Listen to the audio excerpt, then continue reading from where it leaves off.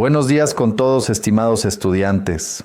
Espero que estén teniendo una excelente semana. Vamos a continuar con nuestra materia de administración del talento humano. En nuestra última sesión establecimos los dos pilares fundamentales sobre los que se construye cualquier sistema de compensación justo y estratégico. Hablamos, por un lado, del principio de equidad interna, ¿recuerdan? Ese concepto de mirar hacia adentro de la organización. Es la lógica, el orden de la casa. Nos aseguramos de que los puestos que aportan más valor, que tienen más responsabilidad o que requieren competencias más complejas, reciban una remuneración mayor que los puestos de menor valor relativo. Es la justicia interna, la sensación de que mi sueldo es coherente con el de mi compañero o mi jefe. Y, por otro lado, establecimos el principio de competitividad externa. Este es el pilar que mira hacia afuera, hacia el mercado laboral. De nada me sirve tener una estructura interna perfectamente lógica si los salarios que ofrezco no son competitivos con lo que pagan otras empresas por el mismo talento. Si pago muy por debajo, simplemente no podré atraer a los mejores y peor aún, se me irán los que ya tengo. Ahora bien, la clase de hoy se centra en la pregunta del millón. ¿Qué pasa cuando estos dos principios chocan? ¿Qué sucede cuando la lógica interna de mi empresa me dice una cosa y el mercado me grita exactamente lo contrario? Aquí es donde la gestión del talento humano deja de ser una ciencia exacta y se convierte francamente en un arte. Es un equilibrio delicado y a menudo muy conflictivo. Déjenme explicarles. La equidad interna, para funcionar, necesita una cierta rigidez, necesita orden, necesita escalas salariales, necesita que un gerente de nivel 3 gane un sueldo definido, sin importar si es el gerente financiero o el gerente de logística, asumiendo que la evaluación de puestos les dio un puntaje similar. Pero la competitividad externa es todo lo contrario. Es dinámica, es flexible, responde a la oferta y la demanda del mercado, la cual cambia todos los días. Y aquí es donde la tensión explota. Pensemos en un caso muy real, aquí en Ecuador. Imaginen una empresa pública grande, un ministerio o quizás una entidad como el IESS o la CNT. Esta entidad tiene una escala salarial muy bien definida, muy estructurada, basada en el principio de equidad interna. Tienen el puesto analista profesional 3, que, digamos, tiene una remuneración mensual unificada de $1,800. Y bajo ese paraguas de analista 3, cae el analista financiero, el analista de talento humano y el analista de sistemas. Todos tienen responsabilidades similares y por equidad interna ganan lo mismo. Pero, ¿qué pasa si ese analista de sistemas 3 resulta ser un especialista en ciberseguridad? De repente, la competitividad externa, el mercado se vuelve loco. Afuera, en el sector privado, un banco en Quito o Guayaquil, digamos Produbanco o Banco Pichincha, está desesperado por contratar especialistas en ciberseguridad. Hay pocos expertos y la demanda es altísima. Ese banco está dispuesto a pagarle a ese especialista $3,500 o $4,000 mensuales. El mercado, la competitividad externa, me dice que ese talento vale $4,000. Pero mi estructura interna, la equidad interna, me dice que ese puesto vale $1,800.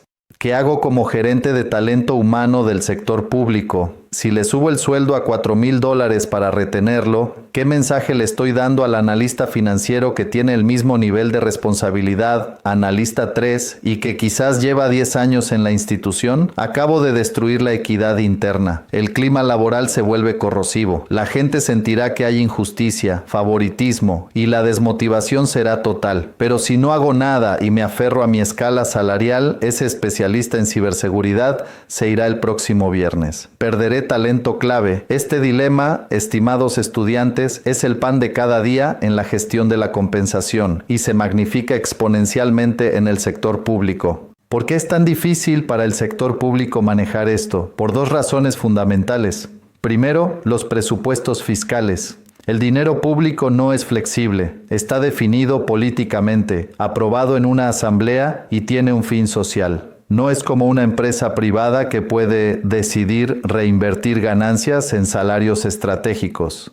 Y segundo, y más importante, el marco legal. El sector público, por su propia naturaleza, está diseñado para garantizar la igualdad de trato. Debe ser justo, transparente y no puede permitirse arbitrariedades. Una entidad gubernamental no puede simplemente duplicarle el salario a un experto en inteligencia artificial para retenerlo frente a una oferta de una multinacional, porque estaría violando toda su escala salarial, una escala que fue construida precisamente sobre el principio de equidad interna. Hacerlo crearía un precedente insostenible y disparidades que serían percibidas como profundamente injustas por todos los demás servidores. En consecuencia, el sector público se enfrenta a una decisión estratégica muy dura. Y la realidad es que, por mandato legal y por una vocación de servicio equitativo, el sector público tiende a priorizar la equidad interna. Se asegura de que su estructura sea lógica y justa hacia adentro, aunque esto signifique sacrificar su competitividad externa para esos roles hiperespecializados. Este es uno de los mayores retos en la gestión del talento público en Ecuador y en el mundo. ¿Cuál es el costo? La famosa fuga de talento. Constantemente escuchamos de ingenieros petroleros de Petroecuador que se van a empresas privadas en el extranjero o de expertos en regulación del Arcotel que son fichados por las telefónicas privadas.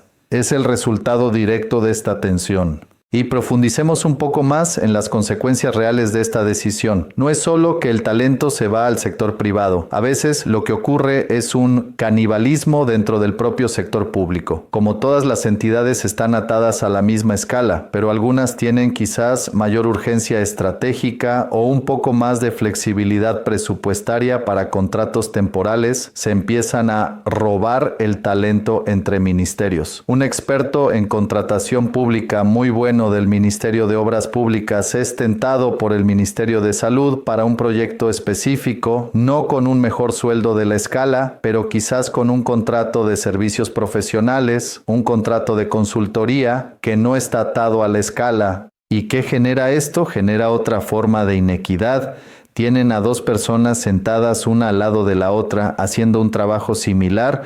Una es servidor público de carrera con la escala de $1,800 y el otro es un consultor externo que gana $3,000 sin los beneficios de ley, pero con un líquido mucho mayor. La rigidez del sistema, al tratar de proteger la equidad, termina creando inequidades por la puerta de atrás. Frente a esto, muchos gerentes públicos apelan a algo que las empresas privadas usan menos, la vocación de servicio.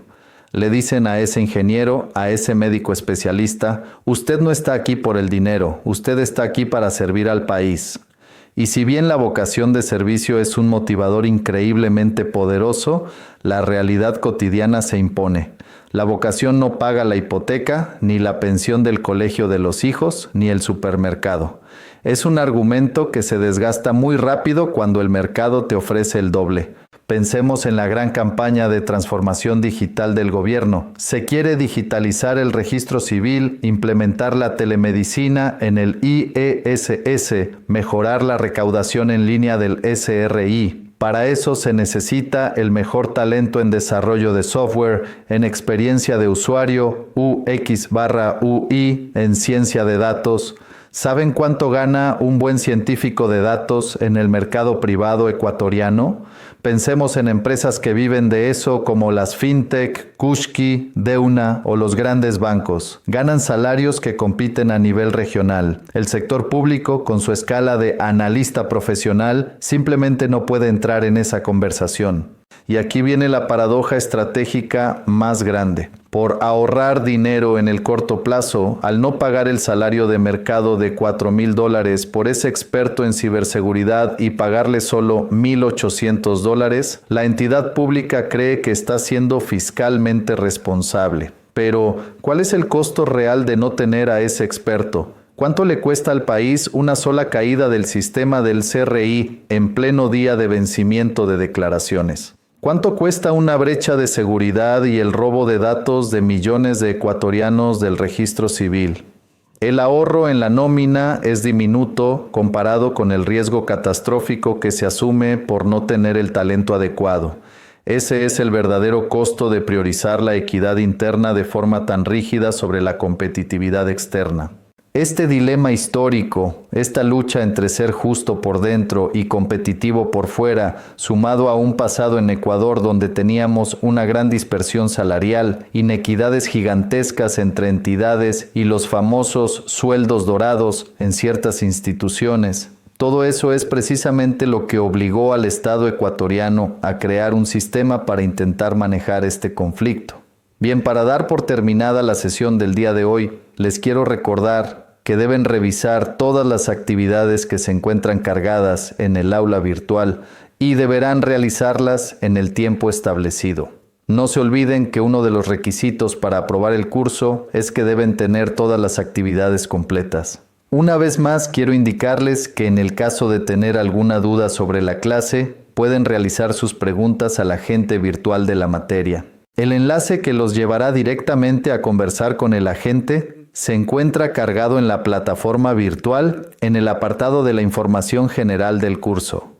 Si luego de conversar con el agente virtual siguen teniendo dudas, pueden realizar sus preguntas en el grupo de WhatsApp de la asignatura. Allí los asistentes de cátedra les ayudarán respondiendo sus preguntas. Además de eso, también tienen disponible un foro de dudas dentro del aula virtual, donde podrán dejar sus inquietudes para ser resueltas. Pasen bien, señores estudiantes, y nos vemos en la próxima clase. ITESUT, Instituto Superior Tecnológico Universitario de Transporte.